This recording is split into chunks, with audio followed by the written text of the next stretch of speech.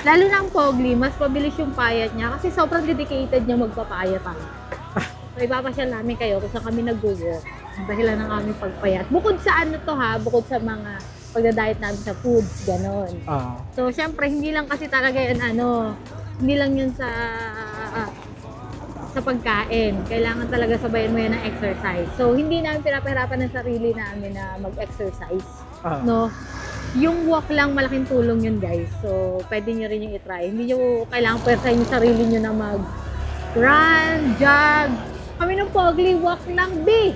Walk lang. Sapat na, B, para mamayat yung mga bilbil mo dyan. Tapos sa ano lang, sa pagkain. Ano sabihin mo? Sa pagkain.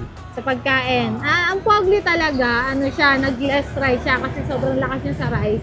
So, isa yun sa mabilis magpataba sa kanya. So, yun.